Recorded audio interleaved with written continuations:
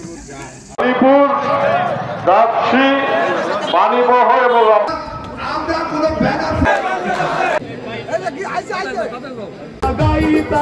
আমাদের প্রধান অতিথি এবং বিশেষ অতিথিদেরকে সভাপতি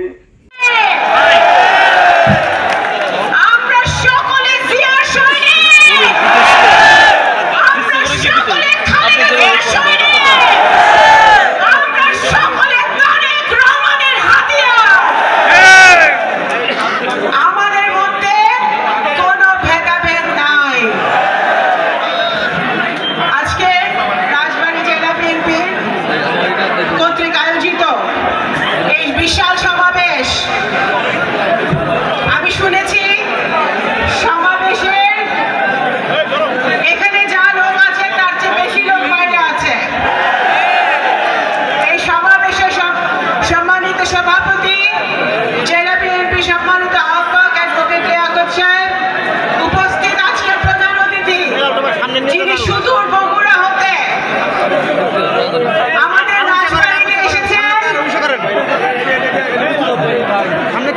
বিএনপি অন্যতম উপদেষ্টা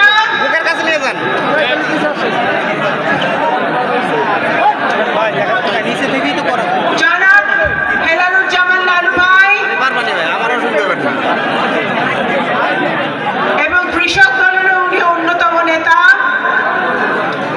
আমি ওনাকে বলতে চাই আপনি বগুড়া আমাদের জিয়াউর রহমান সাহেবের জন্মস্থান তারেক রহমানের সাহেবের জন্মস্থান সেই আপনার জন্মস্থান আপনি বগুড়া থেকে রাজবাড়ী আসছেন আপনাকে আমি সাংগঠনিক টিমের পক্ষ থেকে বলতে চাই এই রাজবাড়ী বগুড়ার মতোই আরেকটি ধানের শীষের ঘাঁটি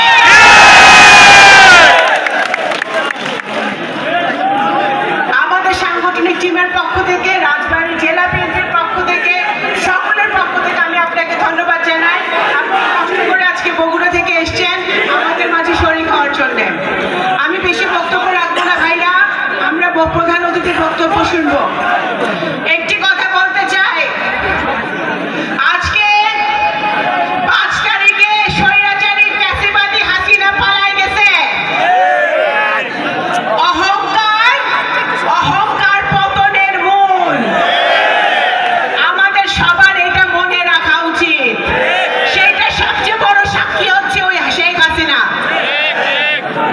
খোয়ম ভাই আলী নেয়াজ মাহমুদ খোয়ম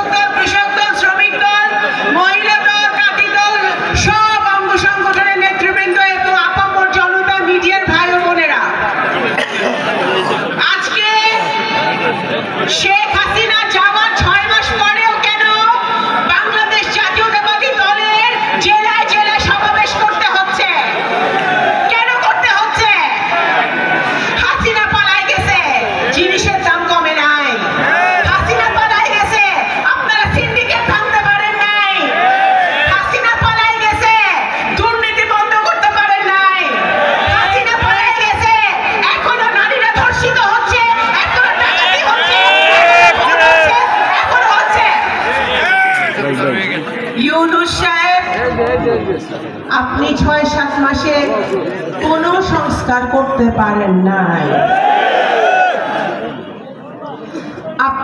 এই ছাত্র জনতার আন্দোলনের মধ্য দিয়ে এই 15 বছরে আমার সামনে যত আপনারা ভাইরা আছেন, যেই ভাইরে আপনারা স্লোগান দেন, প্রত্যেকে কিন্তু জেল হাজত খাটছেন, খাটেন নাই?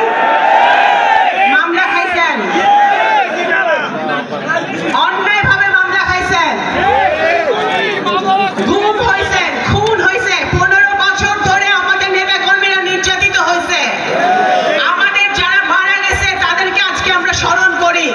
এই জুলাই আগস্টে যেই বাচ্চাদেরকে শেখ হাসিনা টার্গেট করে গুলি করে খুন করেছে তাদেরকে আজকে আমরা স্মরণ করি।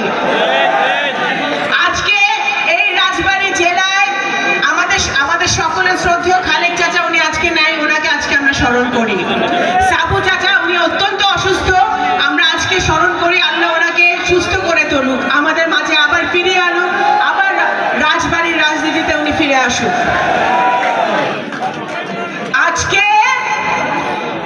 যদি দুর্নীতি বন্ধ করতে হয়, যদি অর্থনীতির উন্নয়ন করতে হয়, যদি ব্যাংকিং খাত ঠিক করতে হয়, যদি একটি নতুন বাংলাদেশের স্বপ্ন যে আমাদের ইয়াং দেখেছে, এই ইয়াং জেনারেশনে যে নতুন বাংলাদেশের স্বপ্ন দেখেছে, সেই নতুন বাংলাদেশ যদি পূরণ করতে যদি আমাদের আনতে হয়, তাহলে একটাই উত্তর, জনাব তারেক রহমানের 31 দফা সারা বাংলাদেশে প্রণয়ন করতে হবে।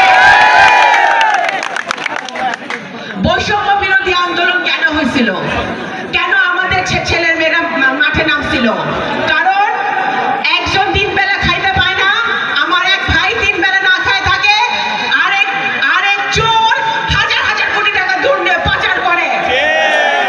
আমার এক ভাইয়ের যোগ্যতা থাকা সত্ত্বেও চাকরি হয় না, আর আরেক চোরের মন্ত্রী এমপি দেখা ঘুষ দিয়ে তার চাকরি হয়। ওই বৈষম্যের বাংলাদেশ আমরা দেখতে চাই না।